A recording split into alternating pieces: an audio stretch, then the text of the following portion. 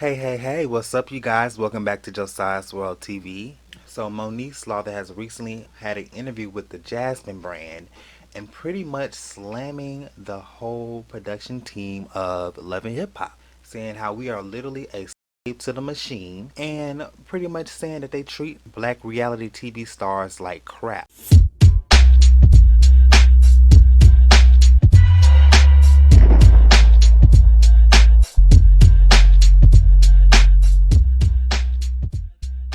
So Moniece Slaughter was original cast member of the Love and Hip Hop Hollywood franchise for the first 5 seasons. For the sixth season, she was a supporting cast member.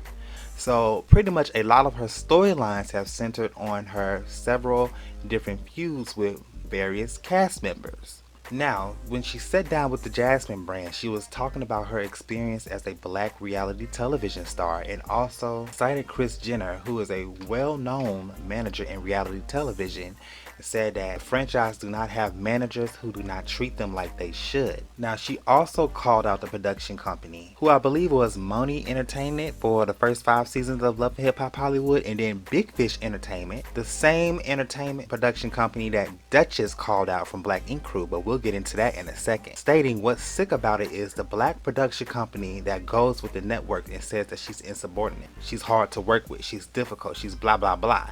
And then the more you fight to get out, you get the other opportunities. It's the black production company that goes to the network and says, don't work with her. But it's that same black production company that is sending you through the ringer. So I want you all to take a look of this interview, a brief clip that Moniece Slaughter did with the Jasmine Brand, and I'll be back with the remainder of my commentary. Now, you talk about black reality television. When we got into it, no one was telling us we weren't Kris Jenner. I was flat out gonna fucking say we weren't Kris Jenner. We're not being managed by Kris Jenners. We don't have, a collective of people who are like, we know your worth, we're gonna fight for your worth, and we're not gonna let you do anything that is below what you're worth. Yeah. And so we don't get treated the same. We don't get paid the same, and we don't have ownership. So we are literally a slave to the machine, and it's sold to you one way. And then once you get in it, you didn't have Kris Jenner representation. Therefore, you got stuck in a bad deal. And the harder you fight them to get out, what's sick about it is it's the black production company that goes to the network that says she's insubordinate, she's hard to work with, she's difficult, she's blah, blah, blah, blah, blah. And then the more you fight to get out and you get other opportunities, it's the black production company that goes to that network and says, don't work with her. Okay. But it's that same black production company that is sending you through the ringer. I got to a place where I said, you know what? I'm going to start striking side deals. I'm going to give you what you want. Give me what I need. And what I need is more money. What I need is more money within the legal realm of union. Okay. I later on found out that Love and Hip Hop was listed as a 48-minute infomercial, which allowed them to get away with not having to follow union rules or pay out union pay. Okay.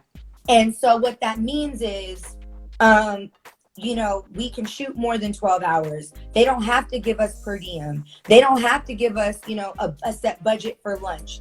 They don't have to pay us bi-weekly, weekly. They don't have to, take our taxes. But even with that, no one is educating, for the most part, African Americans in general, or people of color in general, how to balance a checkbook. Just because you see a check that says $22,500 doesn't mean that that's what you're grossing. You have to put 30% aside to pay Uncle Sam. Right? So I'm going to put 30% aside. I'm going to put 10% into my son's CD. I'm going to put this much into over here. I'm going to put this much into over there. But first, I'm going to pay the rent that's here, $4,300, 4 months in advance. Why? Because now every wire that hits every fucking week, that's somewhat of a profit, right? And so I was getting paid essentially like a drug dealer. Okay guys, so you have just seen the video of Moniece basically airing out her production company. So I kind of figure out, she didn't say an exact name, but I had a feeling it was Big Fish Entertainment and then also Mona Scott Young Production Company. And let's get into Mona Scott a little bit. A lot of people, especially in the past, has called out Mona Scott for just being a dirty businesswoman. People has really called her out for playing dirty under the table.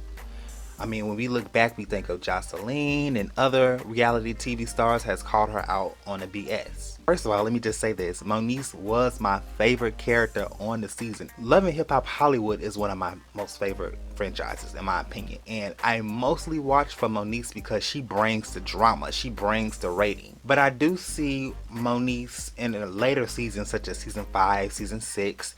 She was being more, I guess, withdrawn. Like, I think between her being tired of the BS and also when she started BS, because let's not act like Moniece is all the way innocent, but I could see her being over the show. And also she did plenty of lives exposing her cast members, so I could kind of tell Moniece was over it. When season 6 of Love and Hip Hop Hollywood aired, I thought that Moniece would not be coming back, but she did come back because of her contract. Now, another reality star who has really went through it, through production and after production, even tried to commit the S word, is Dutchess from Black Ink Crew. Now, recently in the chat, she explained reality TV is meant to diminish mental health, not only for the people on the show, but for people that watch the show. You really have to have a certain level of disdain, not for yourself, but for black people in general, to watch something that you keep seeing black people and they never come to a place of success. Every episode is a fight. Now, she did allege that she stayed on the show for 5 seasons because of her contract obligations, but she noticed that the show was going in a different way after the first season. When I started seeing they was playing with that, that's when I was like, yeah, I don't know, this is just not for me. She also continued to say, I'll tell you what drove me crazy more than that. What drove me crazy more than that was the group of white producers that was literally instigating ignorance and negativity, trying to make you feel like you are effing crazy. They are a group of racist white individuals that created a relationship with Viacom to further the propaganda of what I feel racism is in this country.